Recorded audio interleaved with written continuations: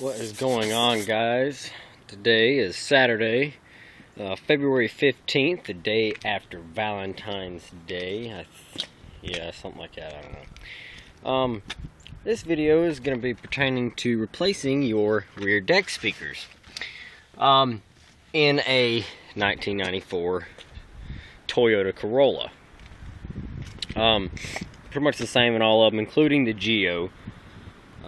The G, I can't even think of what it's called, the Prism or something like that. It's pretty much the same car, just GM marketed, kinda.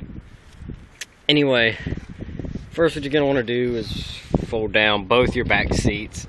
That is done by pressing in this little button here. You just press it and hold it, so it'll fall all the way back. Now I'm a pretty skinny guy, so I can actually crawl back here and ignore the mess in the trunk. I just gutted everything out, but I can put my legs through here, and it's windy, so I'm going to close this door back.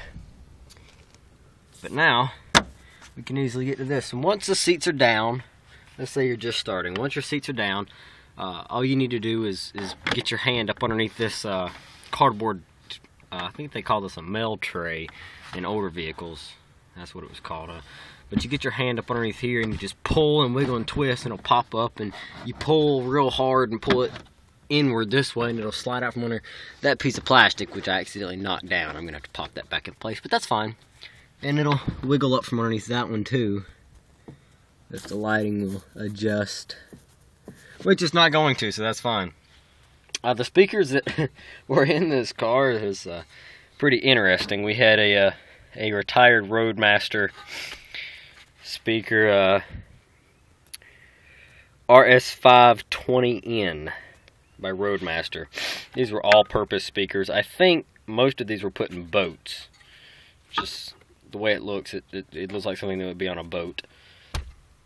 And then we had this, and this was a Phoenix.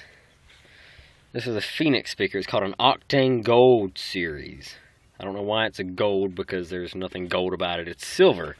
But on the back you can see Phoenix Gold.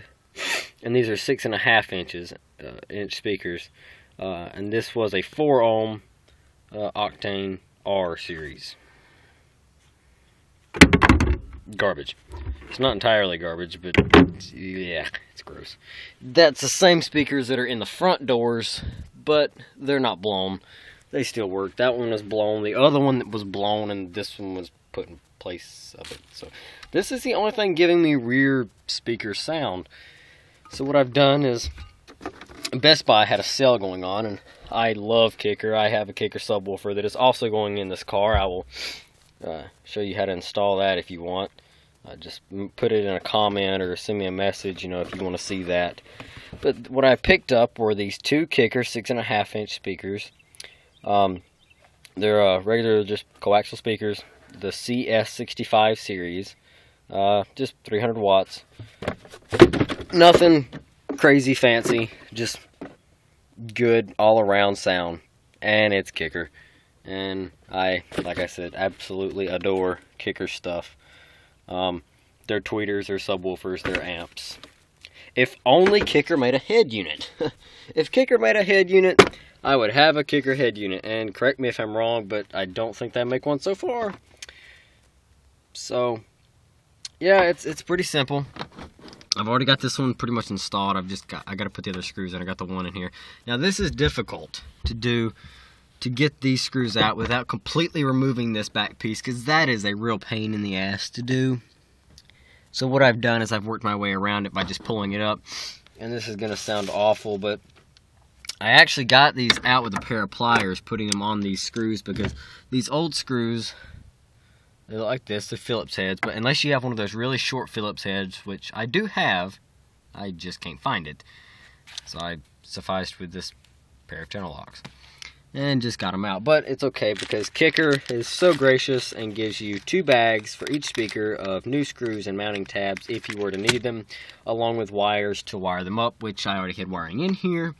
And a cool thing about these old Toyota Corollas, in case no one knows, this one has little amplifiers built into each rear speaker. So even with stock speakers in here, your rear speakers are going to be insanely loud compared to the speakers in your door. To the point where I'm actually going to put a very small amp up behind the glove box to run both the front door speakers. They're that quiet. It's ridiculous. Like once you have good speakers back here, which I've already had good speakers back here at one time, you really don't get any sound from the door speakers. Now, it could be due to my radio, and it might be wiring, you know, who knows. But I'm going to say screw it and put an amp in the front, behind my glove box, to run the two front door speakers, to give them a little extra kick, to keep up with the rear speakers. Because once you take these junk speakers out of their... See, I'm breaking more stuff, but it's okay. Once you take them out, you'll notice that... there's a little bass in here. Well, this bass, this little like docking station, if you will, actually holds the factory speaker.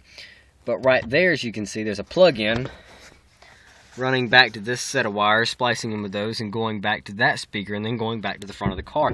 And this is like a little mini amplifier. It takes power, and then pretty much just makes it a little bit better, and then throws them to the speaker.